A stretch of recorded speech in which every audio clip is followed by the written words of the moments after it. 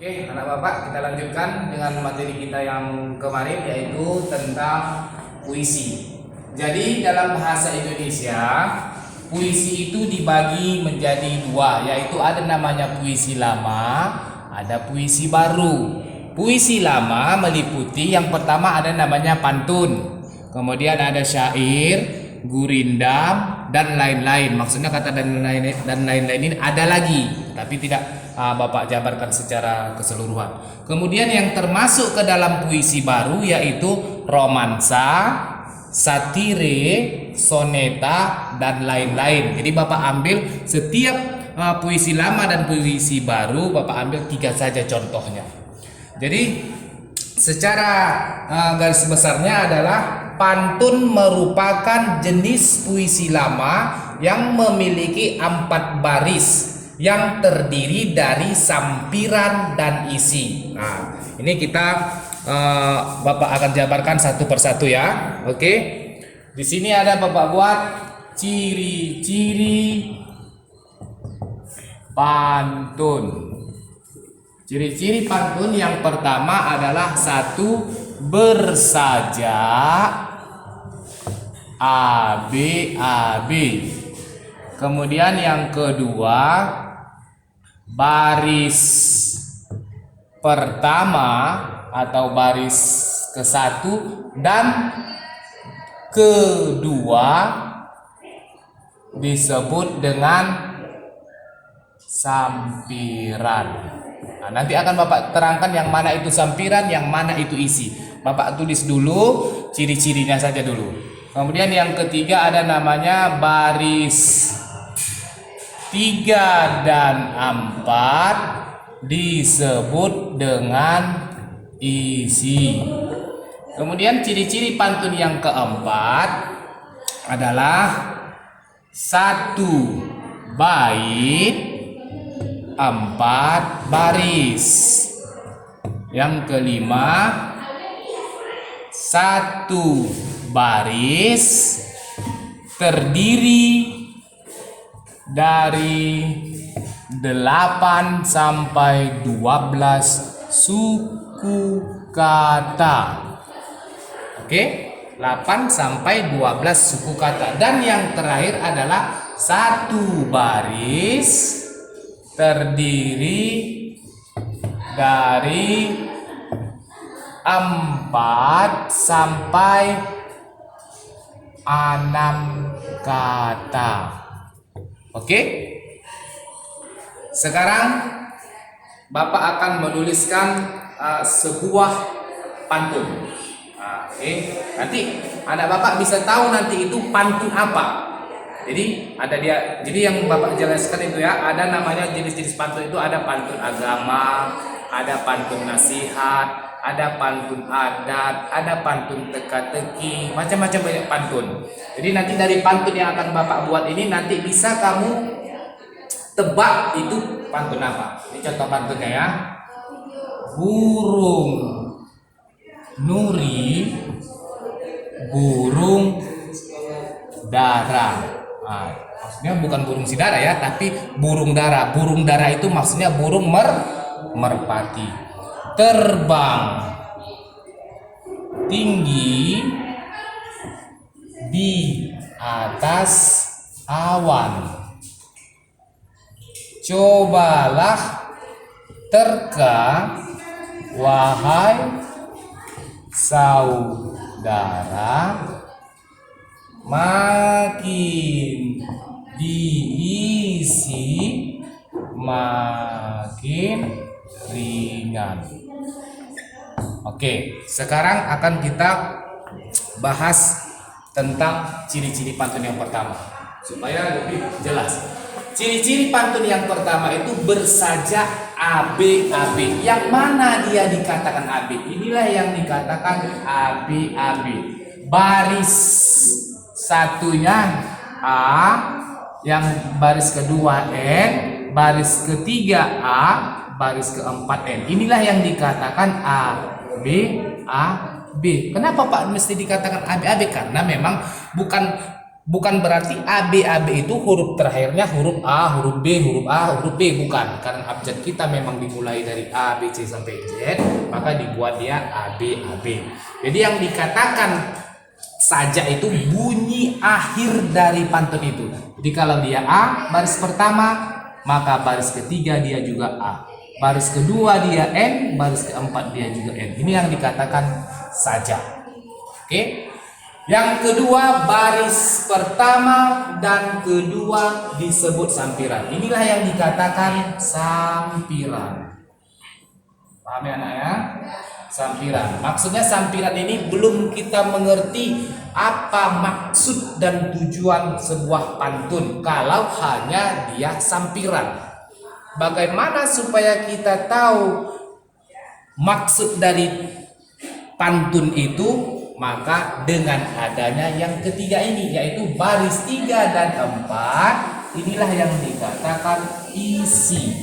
Burung nuri, burung dara, terbang tinggi di atas awan. Belum paham kita maksud apa dari tujuan burung nuri, burung dara, terbang tinggi di atas. Setelah adanya isi, cobalah terka wahai saudara, makin diisi makin. Setelah adanya baris ketiga dan keempat atau disebut dengan isi, baru kita paham apa maksud dari pantun ini. Sekarang Bapak tanya, kalau kira-kira beginilah Bapak buat, pantun apa namanya?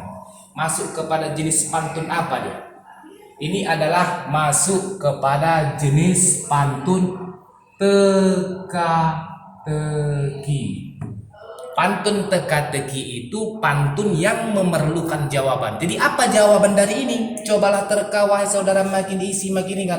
Jawabnya adalah balon. Balon itu kalau makin diisi makin ringan. Itu yang ketiga.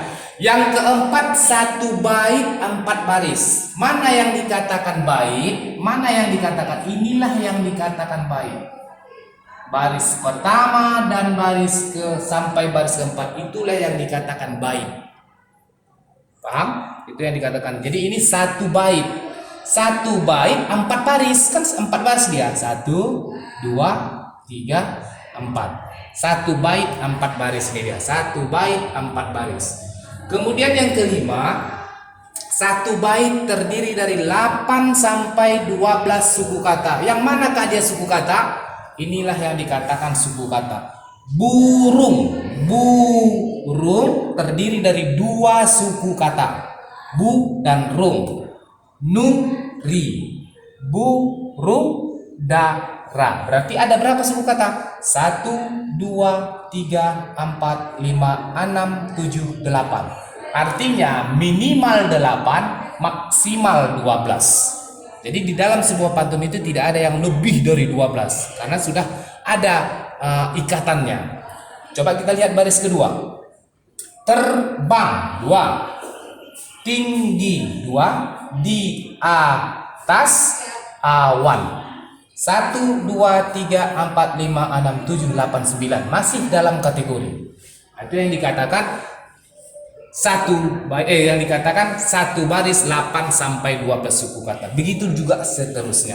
Jadi yang dikatakan suku kata, inilah dia, pemenggalan terhadap dari kata. Di bawah kata itu namanya suku kata. Inilah dia, burung.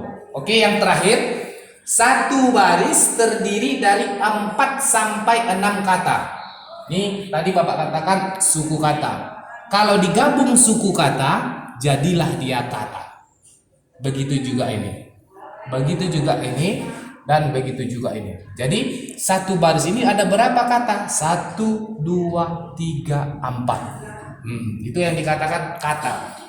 Jadi dalam bahasa Indonesia itu sebuah huruf kalau digabung menjadi suku kata. Suku kata digabung menjadi kata. Kata itu digabung menjadi kalimat. Kalimat itu digabung menjadi paragraf. Paragraf itu digabung menjadi sebuah karangan. Nah, itulah dia. Oke, sampai di sini kira-kira mengenai pantun. Karena di sini ya, ini tadi Bapak katakan, karena Bapak terangkan di sini hanya yang pertama. Nanti untuk pertemuan berikutnya kita akan bahas itu namanya apa, syair, gurindam dan lain-lain.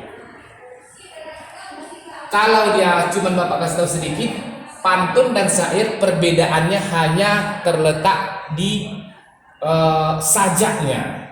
Kalau pantun dia bersajak A B A B seperti yang Bapak buat di situ. Kalau syair dia bersajak A A A A. Itu perbedaan yang pertama. Perbedaan yang kedua, kalau pantun dia mempunyai sampiran. Baris pertama dan baris kedua disebut sampiran. Kalau dalam syair dia tidak mempunyai sampiran, semuanya isi. Itu dia perbedaannya. Nanti untuk pertemuan berikutnya kita akan membahas tentang syair, dari mana asal syair, apa ciri-ciri syair, bagaimana syair yang seharusnya. Itu akan kita bahas untuk pertemuan berikutnya. Jadi pertemuan hari ini kita membahas mengenai pantun, yaitu definisi pantun, kemudian ciri-ciri pantun, dan contoh sebuah pantun. Bapak tambahkan sedikit, jenis-jenis pantun itu ada namanya pantun adat. Nah, ada lagi namanya pantun teka-teki seperti yang Bapak buat tadi. Ada lagi namanya pantun nasihat. Kemudian ada namanya pantun agama. Kemudian ada namanya lagi pantun perkenalan dan lain-lain. Banyak lagi jenis-jenis pantun nanti. Ananda bisa cari di Google atau ada itu kumpulan-kumpulan pantun, cari itu jenis-jenis pantun ada berapa, ada banyak itu jenis-jenis pantun, tapi tidak Bapak rangka semua. Kita fokus kepada ciri-cirinya dulu. Sebelum kita masuk kepada jenis-jenis ini, kita harus paham dulu ciri-ciri pantun. Kemudian di sini sudah ada Bapak buat pantun. Jadi pengertian-pengertian 1 sampai 6 ini sudah Bapak jabarkan di sini. Mudah-mudahan ini dulu yang Bapak sampaikan, kiranya bermanfaat untuk anak Bapak semua. Lebih kurang Bapak meminta maaf. Untuk berikutnya kita akan lebih membahas lagi, yaitu mengenai syair. Sampai di sini dulu Bapak ucapkan. Semoga bermanfaat buat kita semua. Wassalamualaikum warahmatullahi wabarakatuh.